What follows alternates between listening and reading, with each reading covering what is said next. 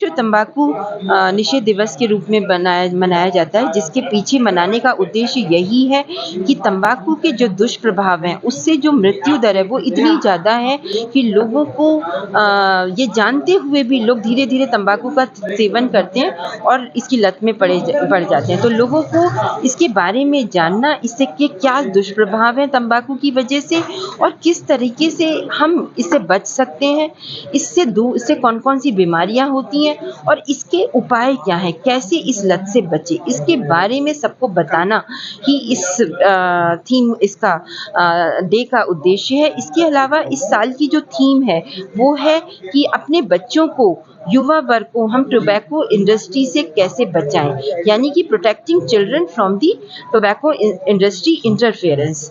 तो क्योंकि युवा वर्ग एक ऐसा वर्ग है जो कि इतना सेंसिटिव है और जल्दी ही इन सब चीज़ों की लत में पड़ जाता है। उसके बहुत सारे कारण हैं, जैसे कि एक तो सेंसिटिव एज है, इसके अलावा लोग जो है फैशन के चलते, मॉडर्न दिखाने के चलते, अपने आप को बहुत एडवांस दिखाने के चलते धीरे-धीरे इस लत में पड़ जाते हैं। दूसरा, टोबैको इंडस्ट्री जो है इतना ग्लैमरस फॉर्म में इन चीज़ों को पेश करती है कि लोगों को इसकी तरफ युवा वर्ग जल्दी अट्रैक्ट हो जाता है और शुरू-शुरू में लोग शौकिया लेते हैं इसको, फिर धीरे-धीरे इसमें इनको लत पड़ जाती है और आफ्टर 5 ईयर 10 ईयर धीरे-धीरे तरह-तरह की बीमारियों के शिकार हो जाते हैं। टोबैको एक ऐसी चीज़ है जिसमें जो बीमारियां होती हैं वो प्रिवेंटेबल डिजीज़ है, जिसको कि हम बड़ी आसानी से इन सारी बीमारियों को इसकी लत से दूर रह के कम कर सकते हैं। सपोज कि किसी को अगर की ट्रीटमेंट जो है कि ज़्यादातर सर्जरी के द्वारा, रेडिएशन द्वारा और कीमोथेरेपी के द्वारा होता है। ये डिपेंड करता है कि कैंसर किस अंग का है और किस स्टेज पर है। तो जो अर्ली स्टेज के कैंसर हैं, जैसे मुंह के कैंसर हो गए, उसमें सर्जरी और रेडिएशन के द्वारा इलाज होता है। ब्रेस्ट कैंसर, स्तन कैंसर जो है उसमें सर्जरी, रेडिएशन और कीमोथेरेपी के द्वारा इलाज होता है। बाकी ऑर्गन्स का जो है ज़्यादातर इलाज रेडिएशन, कीमोथेरेपी के द्वारा होता है। तो ये डिपेंड करता है कि किस स्टेज पे पेशेंट हमारे पास आता है और ये सारे इलाज की सुविधा प्रयागराज में उपलब्ध है। कमला नेहरू हॉस्पिटल जो कि रीजनल कैंसर सेंटर है, कैंसर का सारे इलाज कमला नेहरू हॉस्पिटल में होते हैं। तो इसलिए घबराने की कोई ज़रूरत नहीं है।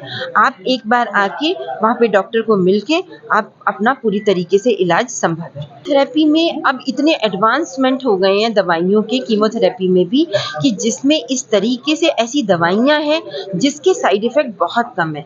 ये डॉक्टर या जो भी फिजिशियन है वो डिसाइड करते हैं कि इसको किस डोज में और कौन सी दवाई देनी है। तो जो यंगस्टर हैं वो अच्छा टॉलरेट कर लेते हैं इन दवाइयों को, जिनकी एज ज़्यादा है, 70 साल से ज़्यादा उम्र है, वो उनको थोड़ा मुश्किल होती है। तो उसमें भी लेकिन दूसरे तरीके हैं जिससे इसका इलाज हो सकता है। तो ऐसा कोई घबराने की ज़रूरत नहीं है कि पहुँचता है।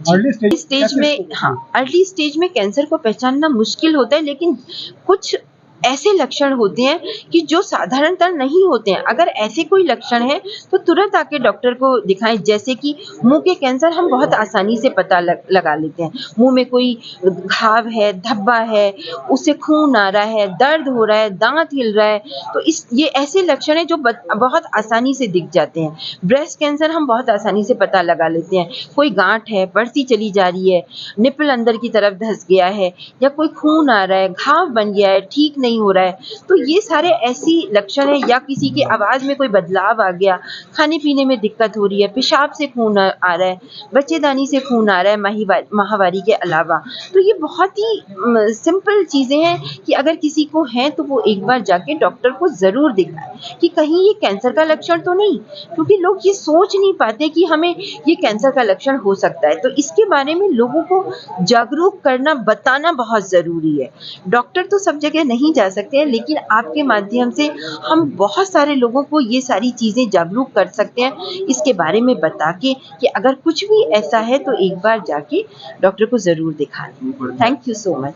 मैं डॉक्टर सोनिया तिवारी, कैंसर रोग विशेषज्ञ, कमला नेहरू हॉस्पिटल, प्रयागराज। प्रधानमंत्री का जो स्टेटमेंट था कि सालाना करीब 53,756 करोड़ का रेवेन्यू कलेक्शन